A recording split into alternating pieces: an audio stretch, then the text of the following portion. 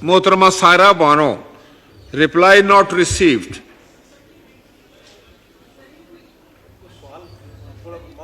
जी सायरा बानो साहिबा। माइक। जी सर, ये कोई इतना मुश्किल सवाल तो नहीं था जिसका जवाब नहीं आया। मतलब इसको कहाँ से खोजना था? आप ठीक कह रही हैं। पीएम साहब, हमने पहले भी इस पे रूलिंग दी थी कि अगर किसी मिनिस्ट्री से कोई सवाल का जवाब नहीं आया तो उसका रीजन होना चाहिए। पीएम साहब, अस्सलाम वालेकुम। ये आपके वुज़रा बिल्कुल भी काम नहीं कर रहे। तादाद तो बहुत ज्यादा है, ना कभी सवाल का जवाब आता है, और जो आता है तो वो भी घुमा फिरा कर आता है। इस तरह बात नहीं कर सकती। सर वो चले ठीक है, उनको मैं वैसे बता रही हूँ। सर वो आज हैं तो मैं उनको बता रही हूँ। आपका क्वेश्चन है, उनके वुज़रा काम नहीं कर रहे। देखिए एक तरीकाकार है ना, आप एक पार्लियामेंटेरियन हैं, आप मुझसे डायरेक्ट बात करें, मुझे एड्रेस करें, आप क्रॉस टॉक नहीं कर सकते। सवालों के जवाब नहीं आते पूरे। जी आप तशरीफ रखें। जी हेल्थ मिनिस्टर, आप क्या कहना चाहते हैं? सर ये एक स्वीपिंग स्टेटमेंट थी मोहतरमा हमारी बहन की कि वुज़रा काम नहीं करते। मैं सर इतना कहना चाहूँगा कि ये अब 4 साल जिस तरह गुजरे थे और जितना एतराज़ उन नाकारा लोगों पे उठाया गया, और अल्लाह का शुक्र है अगर बारी बारी मिनिस्ट्री की बात की जाए तो मुझे आप वक्त दें कि जो 4 साल में अवामी मसाइल के वो अवामी जो मसाइल बने वो जिस तरह इन चंद माह में हमने हल किए हैं, तो मैं आपको पूरी बात बता सकता हूँ। और सर एक बात और, मैंने पहले भी ये बात की थी, आपने वुज़रा सबका नाम लिया तो लेट मी एक्सप्लेन। वुज़रा एक स्वीपिंग स्टेटमेंट है सर। मैं आज अपनी बात फिर दोहरा रहा हूं। मैंने पहले कहा था कि सर अल्लाह का शुक्र है, नहीं सवाल का जवाब जरूर आना चाहिए, लेकिन मैं सर आपके तवज्जुह से बात करूंगा। मैं असेंबली के कायदे कानून को जागते हुए मैं अपने आप को जाती उजागर करने के लिए किसी शख्स को मुखातिब नहीं करूंगा। मैं असेंबली के कायदे कानून को मद्देनजर रखते हुए आपके तवज्जुह से बात करूंगा। सर मैंने पहले भी उस दिन अर्ज की कि मुझे बड़ी खुशी होती है कि हमारी वजह से, हमारी अदम एतमाद की वजह से आज हमारी उन बेंचों से उन लोगों के जज्बात और उनका जो टैलेंट है वो उभर कर सामने आ रहा है, और फनकाराना टैलेंट सामने आ रहा है, तकारीर आ रही है। वरना हमारे ये साथी पॉइंट ऑफ ऑर्डर से शुरू होकर वहीं खत्म हो जाते थे, कोई किसी को बात करने का मौका नहीं मिलता था। तो जब आपको अपने ख्यालात का इजहार करने का, अपने टैलेंट दिखाने का, पूरा छुपे हुए टैलेंट दिखाने का पूरा मौका मिल रहा है, तो मेहरबानी करके उसको पॉजिटिव वे में ले जाएं, स्वीपिंग स्टेटमेंट्स ना दें। वरना हमें भी मौका दें कि वो 4 साल में क्या था, आपने क्या किया, हमने इन चंद माह में क्या किया, हम भी बताते हैं आपको। शुक्रिया sir. Next is mister Salauddin again. जी सलाउद्दीन साहब प्लीज। सवाल नंबर 125। जी आप तशरीफ रखें, उसका जवाब हमने मांग लिया। जी सवाल नंबर 125।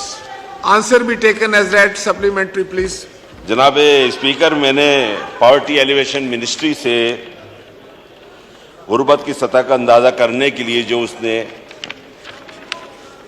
गुर्बत का स्कोर कार्ड, घरानों की साइज, तालीम की सतह और रोजगार की सूरत-हाल, माजूरी, असासजात वगैरह मालूमात के लिए ये मालूम किया था कि ऐसी कौन सी फर्म है जिनको के ये जिम्मेदारी सौंपी थी हमारी हुकूमत ने।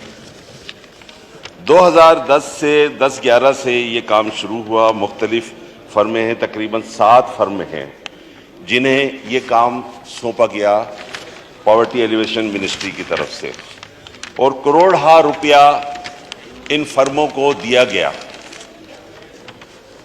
मैं ये जानना चाहता हूं कि जो जिम्मेदारी इन फर्म्स को दी गई थी, क्या हमारी वजारत पॉवर्टी एलिवेशन समझती है कि वो जिम्मेदारी इन फर्म ने पूरी की?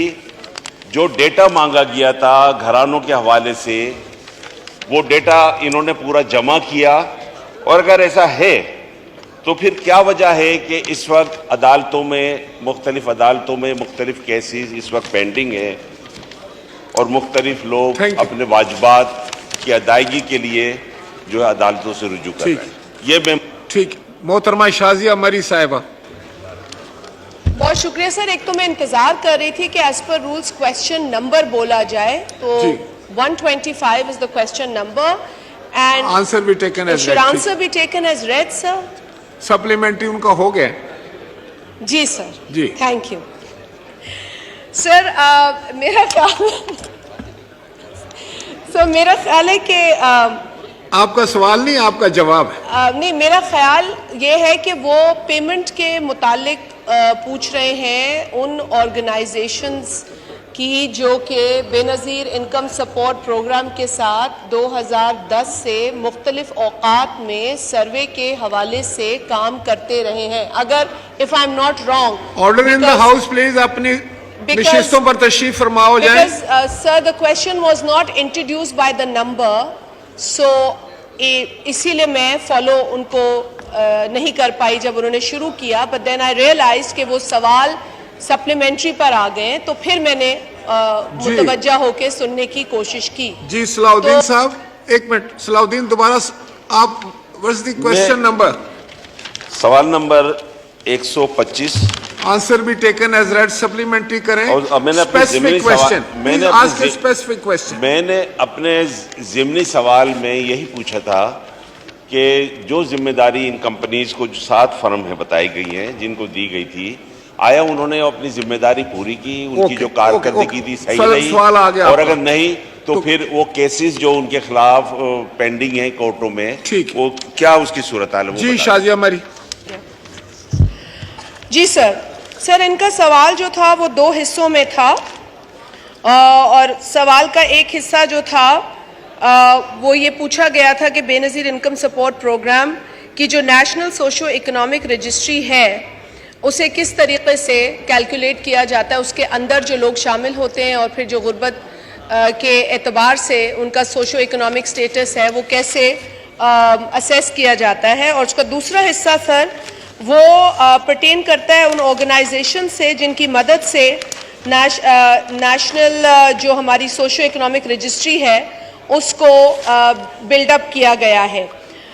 सर ये तफसील ऑनरेबल मेंबर को फराहम की गई है उनकी पेमेंट्स के हवाले से। मैं थोड़ा सा क्योंकि बैकग्राउंड बताना जरूरी समझती हूं। इसमें यह है कि जो ऑनरेबल मेंबर का स्पेसिफिक क्वेश्चन ये है कि ये जो फर्म्स हायर हुई हैं उन्होंने अपनी जिम्मेदारी पूरी की या न की? जी सर, उनकी जो जिम्मेदारियां, पहले मैं वो बता दूं कि उनकी जिम्मेदारियां क्या है, चीदा बता सकती हूँ, क्योंकि जितनी भी फर्म हायर होती हैं सर उनके लिए RFP फ्लोट होता है, जिस तरह आप भी समझते हैं, बाकायदा एडवर्टीजमेंट दिया जाता है अखबार में, उसके ज़रिए फर्म्स को इनवाइट किया जाता है। सर जब फर्म्स इनवाइट की जाती हैं तो फिर उनका एक वर्किंग प्लान हमारी रिक्वायरमेंट के, जो बेनज़ीर इनकम सपोर्ट प्रोग्राम है उनकी रिक्वायरमेंट के मुताबिक वो अपना वर्किंग प्लान शेयर करते हैं। और सर उनका एक क्राइटेरिया होता है हायरिंग का। अब सर